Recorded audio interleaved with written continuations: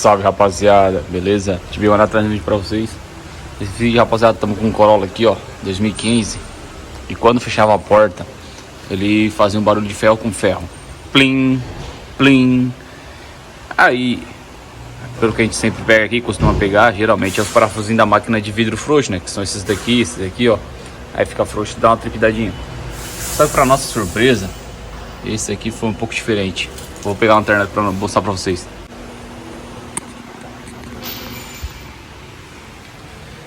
Esse daqui, para nossa surpresa, tem essa barra de ferro aqui, ó.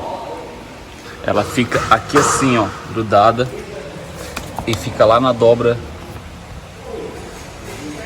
da porta, né?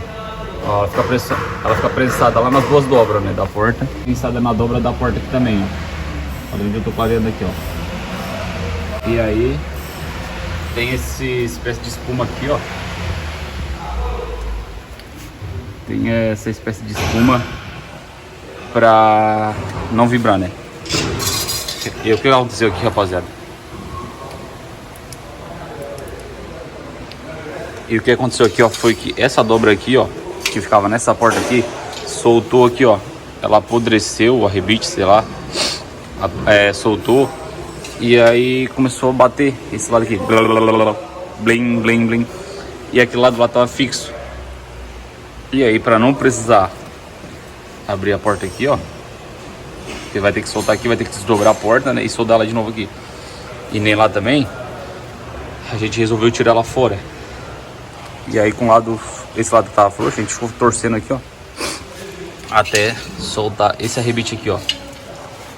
E agora vamos montar sem e vamos fazer um teste como é que vai ficar.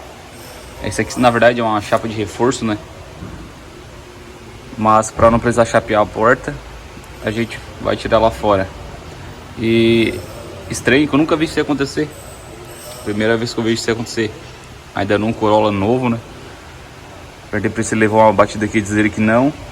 Talvez apodreceu porque senão da chuva mesmo. Começou a parar água aqui, ó.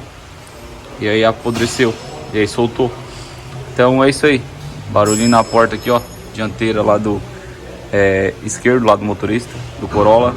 Essa chapa aqui solta, apodreceu ali. E lá eu tive que soltar, fazendo esse movimento aqui, ó. É facinho de dobrar ela, consegue dobrar com a mão mesmo aqui dentro. Só bota uma fita aqui, ó, pra caso a mão escapar não cortar. Isso aí, valeu.